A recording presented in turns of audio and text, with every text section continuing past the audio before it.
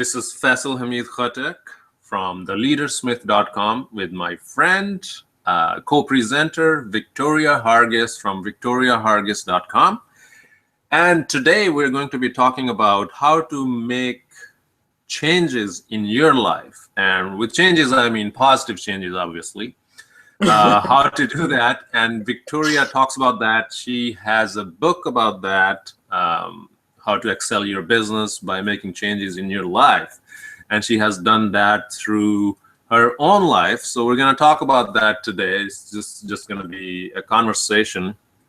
And let's see how it goes. You're ready, Victoria? I am more than ready, yes. Okay, so let's talk about this thing. What are the 4 things you must do to get different positive results in life? And I know you have these special 4 things you want to share with the audience. So let's start with that. Okay, the 4 things you have to change in order to get different results are you have to change how you feel, how you behave, which people and situations you attract or become attracted to, and what meanings you assign to what happens. Okay. So let's get into the first one then, about the feelings.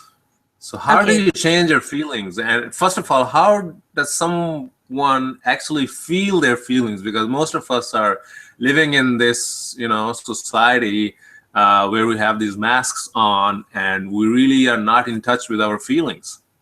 You're so right, and I lived like that for years. In fact, not with my feelings at all. That's what I was doing. I was thinking. I wasn't feeling anything. I had shut down and did what I thought I was supposed to do and lived the life I thought I was supposed to live. But when a feeling came up, I would discount it if it did come up, and especially anger. For some reason, anger I would always shut off right away, no matter whether it was someone else's or mine. It was just shut off. And my life stayed pretty much the same. I was like on a hamster wheel, just doing the same thing day in, day out, because I didn't know how to do it any differently. I knew that I wasn't fulfilled. I knew I wasn't happy, but I didn't even know how to be happy. I didn't even know what would take it for me to be happy.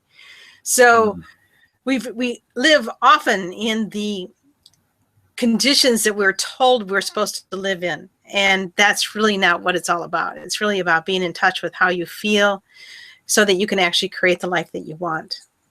So is it something to do with, most of our listeners, they must have heard, live in the moment or stay in the now. So is feeling all about staying in the moment and really going inside and figuring out what's happening with my body and what's coming up, or what emotions are coming up? Is that what it is? That's a big part of it. But you know what? Even if somebody had told me that, which is kind of funny because I had been on this journey before and I got to a certain point and I shut it all down. So if I had just kept going, I would have been in the now much more easily and much more quickly. In the now is more than just feeling your feelings, because if you shut them off for any reason whatsoever, if you don't even know how to feel them, getting into the now is going to be next to impossible. Because it really forces you to actually pay attention to all the nuances in your body. And you're so right about feeling the body. You mentioned feeling the body, because sometimes our emotions are in different parts of our body.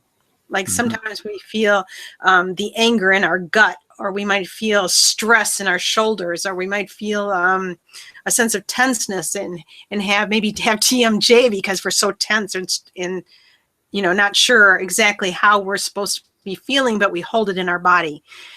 If we let it, if we get into the now, and an easy way to do this, an easier way to do it than many of the other ones, is simply breathe. Take a deep breath and breathe it out.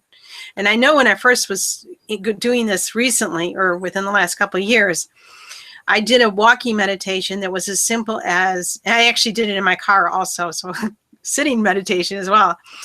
Breathe in and then breathe out your name. Breathe in and breathe out your name. And the way you do that, when you do that, and it causes you to actually become a little more centered and more capable of being in the now. Mm-hmm. Because my mind was going 900 miles an hour. There was no way I could get into the now. Let's say 3 years ago, there was no way I could have. But now all I do is I stop, and I stop the thoughts. And because I am one of those people that are a little bit analytical and a little bit in my head. So in order to stop the thoughts, I have to actually just go, not thinking that one, and let it go. And then I can calm down, get present, and stay in the now. And I find that if I stay in the now more often and not worry about the past with all its garbage that comes forward with us and not project into the future, I actually can maintain a state of happiness much longer and much more frequently than I did in the past. Mm-hmm. Because remembering the things from the past that made us who we are can be a heavy burden, especially if we're thinking about all the ways that we're not good enough, or we're not worthy, or we're not right, or we're not whatever we had in our heads. I always thought that I did everything wrong. So it didn't matter if I succeeded, and it didn't matter if I succeeded better than anyone else, or it didn't matter if I was the top prize. There was still things I did wrong. And I could never see that until I got into the present. Interesting. So the feeling is the number one thing. Once we start feeling our bodies, our emotions, basically we get connected with ourselves and start living in the now instead of past or worrying about the future. So what was the second thing? Let's get into that. How you behave. Okay.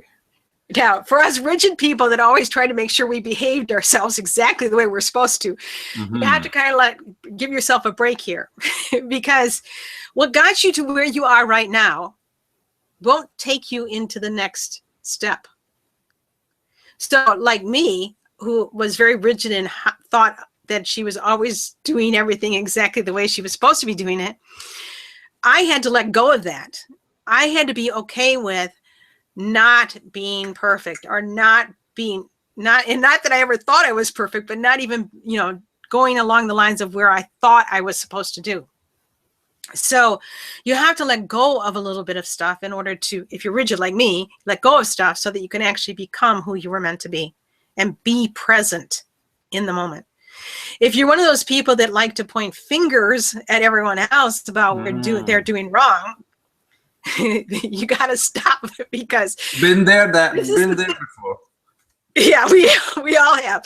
The thing about pointing the finger at someone else, and this is an analogy that somebody had told me, and I thought it was so good. If you point a finger at someone else, how many fingers are pointing back towards you? 3 of them. At least 3. Yeah, so you can't see something in someone else that isn't in you also. And what you're trying to avoid inside of you is why you point to someone else. Because if you can point to someone else, you don't have to look at yourself. So basically, we're mirroring other people.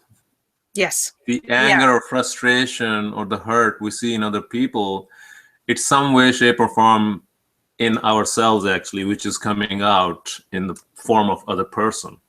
Right, it is. And oftentimes that's what makes us uncomfortable when somebody's angry too, because then we're thinking and feeling and seeing what's inside of ourselves, and we do not want to feel that, or at least no way. So you start becoming a little bit more aware of what it is that you're going to have to do in order to change.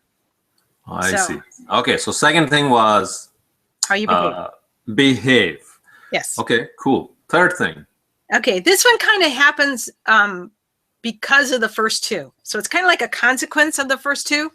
The first one is how you feel. Second one's how you behave. The third one is which people and situations you attract or become attracted to. Now there's two parts to this. One's passive, one's active. You can actively choose the people you want to hang out with, which means you better get your behavior into this in sync with theirs, because they don't want you around if you're not going to, and I don't want to say act like they do, but if you can't hold your vibration high enough for them, Like say you want to hang around rich people or people that are millionaires and you don't have the money mindset, they're not going to want you around. So there's a two-part to this. So there's active, you have to get yourself in the right mindset. But then the other part of it is the universe will start bringing to you the people that you want to be around. Okay. And, you know, I have a prime example of that, which was kind of funny. The other day, I was at Starbucks working. I think it was Sunday, but I was ready to leave. I had been there by myself. I'd been working all day and I was ready to leave. And this woman was by the door. She was sitting by the door. And I said hi to her and she said hi. And all of a sudden we started talking, you know, just this conversation. This woman is connected to, she had worked in Washington, D.C. for years and is connected to Congress people and representatives and senators. And I want to move my act to the national stage. So it's like, and I'm thinking, wow, you know, I'm starting to attract the people that are in the arena that I want to be in, the arena that will take me into a larger sphere. So that was kind of amazing to me. And so there's two things. So you have to be active about it. You have to change yourself, the way you behave and the way you think. And then you also have to allow the universe to bring them to you and accept them when they come. Because I could have said hi and walked past her, but I didn't. I think I like that. The first part when you say we have to be active, and I think by being active, we have to come from heart. We don't have to be active by portraying to be someone else. Right. You are 100% right. And because if we portray to be someone else, those are the kind of people we're going to attract. And they might not be the right people we really want to be attracted to. We have to, you know, really, really watch ourselves. Who are we attracting or what are we attracting? And the fact, and it's perfect that you said that, because we can use the people we're attracting into our life as a mirror that lets us know what we have to work on. Mm-hmm. And when I say work, it's not like this big, heavy 8-hour-a-day working. What it is getting yourself to the point where you can stay present, feel what you have to feel, behave in a way that is, it's almost like the phrase act as if. So behave as if you are already that person you want to be. Mm-hmm. So if you want to be physically fit, then behave like you are a person that is physically fit and turn down the dessert or get out there and walk. And that is one of my struggles myself. So I relate to that one really well. Mm-hmm. You have to make the choices that are going to bring you to where you want to be. Okay, cool. Now the last thing you want to share with the listeners or viewers, what is that thing? Oh, this is the hard one a little bit hard. Not really hard. See, we're all born with, we're born into a family or a culture or a society. And we take on the cultural beliefs and the familial, I can't say that word, family beliefs. And it kind of gets indoctrinated in us so that when we grow up, we have what is called a map of reality that we operate out of. And oftentimes that programming is automatic. It automatically fires. You see, for example, I have a friend who gets physically sick if he smells bacon cooking. Okay. Wow. He loves bacon. He'll eat bacon, but the smell of it cooking brings back a memory of childhood that automatically triggers the gag reflex. So, which is kind of interesting, but when you think about it, it's automatic. He wouldn't choose for that to happen. It just happens. And it didn't stop his love of bacon either. So it's kind of an interesting look into somebody's map of reality. We all have them. They're good. It's good because you don't want to have to learn how to go through a doorway 100 times over again. You learn it once, you understand what a doorway is, you can do it forever. Same way with stairs. You don't want to have to learn how to climb stairs every time. But when you were a little kid, you had to learn it. Okay. So those things are good to have automatic results in our head. We don't even think about climbing the stairs. We just do it. What's not good is when, for example, let's just talk racism because that's the most obvious, but this works on very granular level too. With racism, we're born into a culture or a belief system, and we believe certain things about other races. And we see it really broadly now in the U.S. when, which is not a race even, but it's a culture, a religion, about Muslimism, and the fact that people cannot see beyond the label to the person. That's a cultural belief that we're brought up into. And sometimes it's really, really hard to, or difficult to remove that prejudice. I have a prejudice myself, and I'll share it because it's one that I work on all the time. There's two of them. One is on people that are overweight. I have this thing going on in my head, like, why can't they lose weight? Why don't they just stop? Why don't they, which is like, maybe they can't. Maybe they have a glandular problem. I don't know, but why am I judging that? And it's crazy, but it's an automatic thought process, but you have to derail it. The other one that I'll share with you, and I'm not, it's not what I'm proud about, but I also have a prejudice about Black people. And I work with Black people all the time. So it's nothing about them. I love the people I know. But it's that thought that you can't trust them if they're in a group, because we see the gang violence and the crazy stuff that goes on.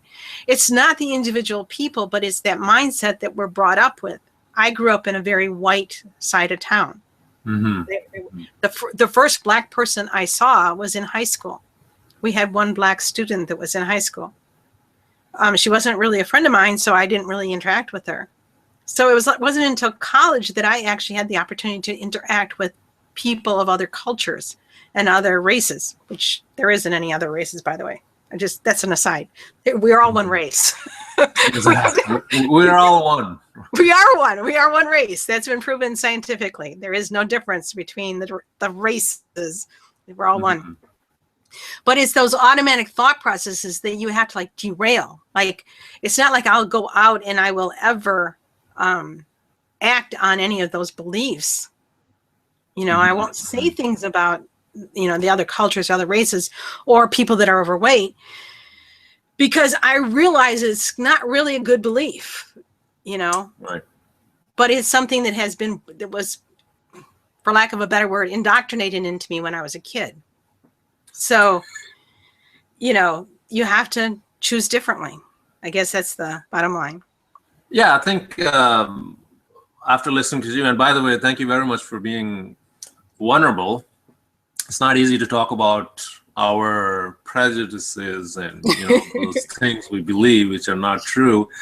I think these beliefs we pick up on, just like you said, by culture, or maybe like you said, you were brought up in a white community.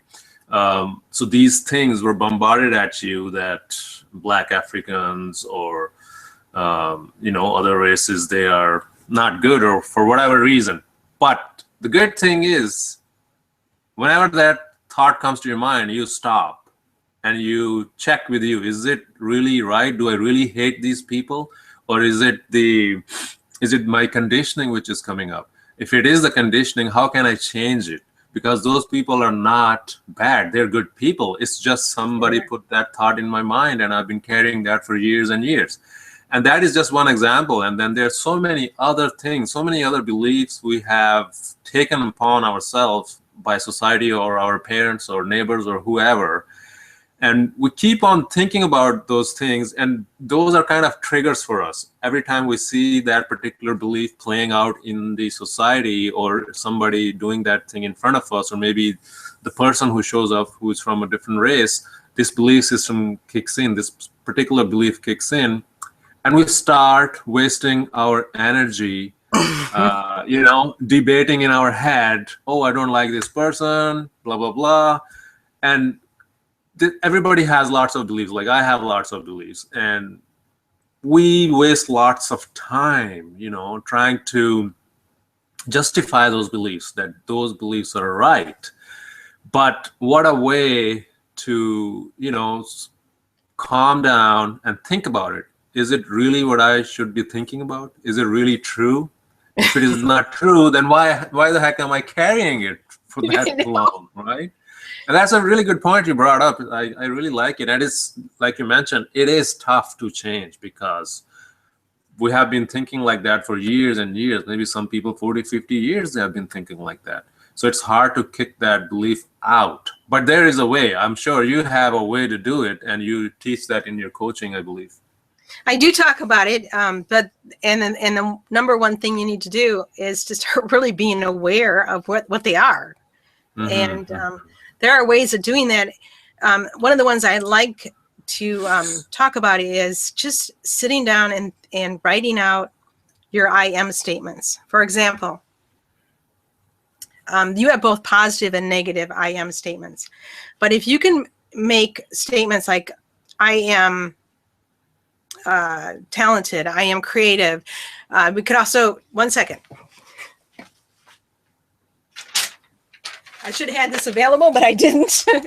I wanted to share this with you. We got the cheat sheet here, guys. We got cheat sheet. I can't remember these all because some of them I have removed from my vocabulary.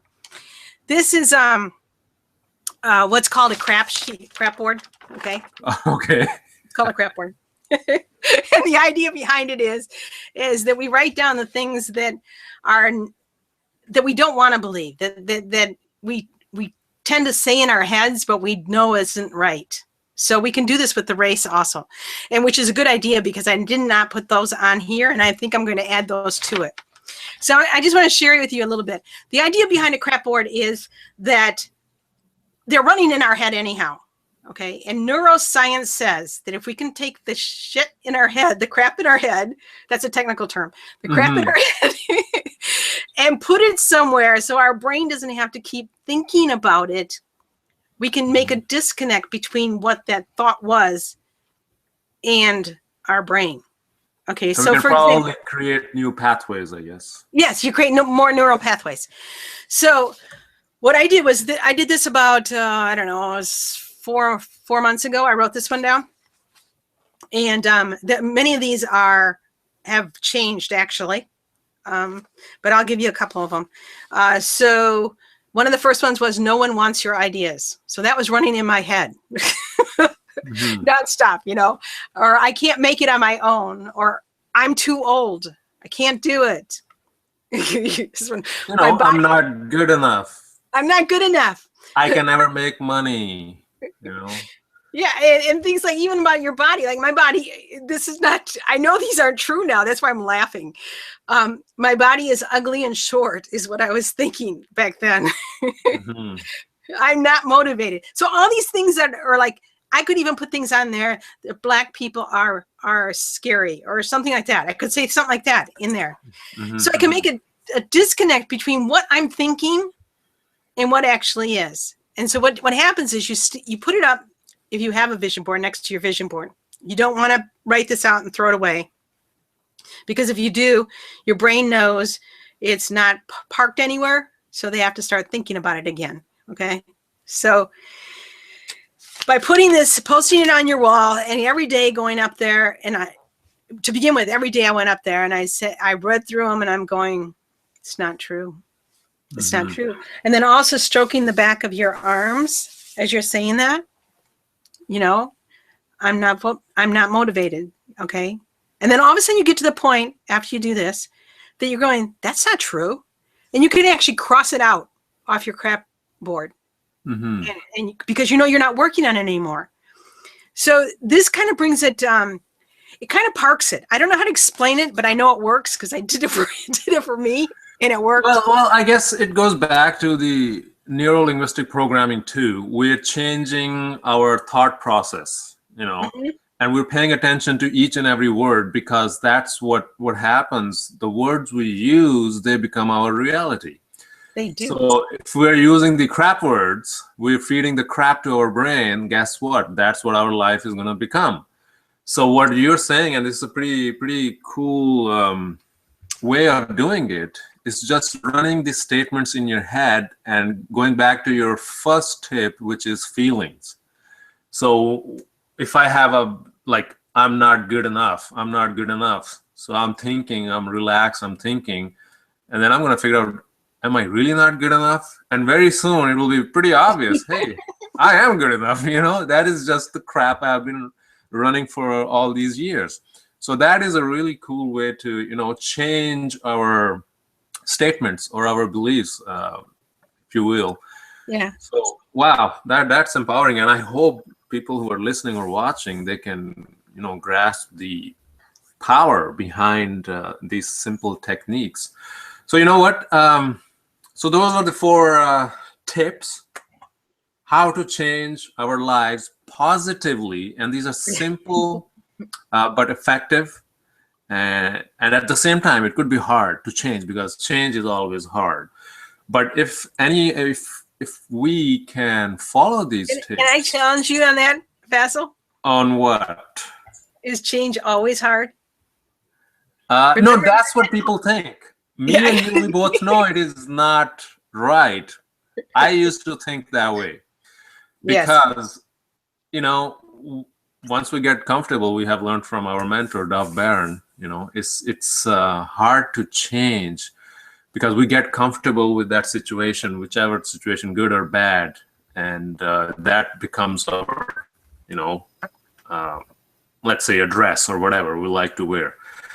And to get out of that dress or that comfort zone, it is difficult in the beginning. But at the end, now me and you, we both know that it's actually pretty cool to make a change. It is. You don't have to be on that hamster wheel anymore. Exactly. Yeah, it's just like hamster. The poor hamster is running around, and he or she thinks it's their life. That's it. And that's how we human beings become too.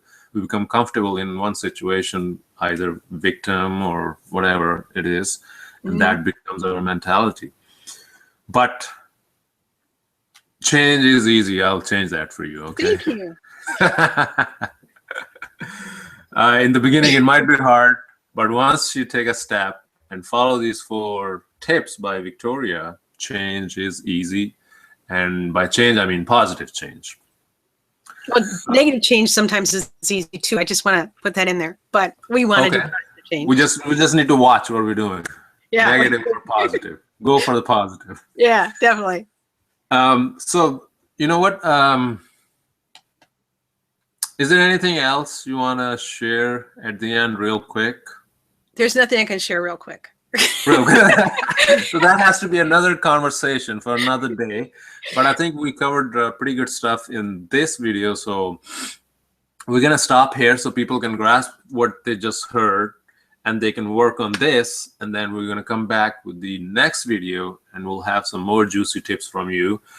Victoria, where can people reach you if they want to email you, or is there a website they can go and see what you offer? Yes. In fact, my book and the ability to sign up for a discovery call are both off my website. My website is Victoria Hargis. That's HARGIS.com. And I will have that changed out for the next go around, Faisal. Okay. And the discovery call link is at the bottom of the page. And just click on it and fill out the form, and you'll get a free hour call with me. Hey, cool. Well, thank you very much, Victoria, and listeners. There you go. Listen back again, watch the video, and get all the juicy stuff Victoria shared in the last half an hour, and see if you can follow that. Actually, you can follow that. You just need to make up your mind. You do. All right, cool. So that's it, guys. And we'll see you in the next video. Thank you.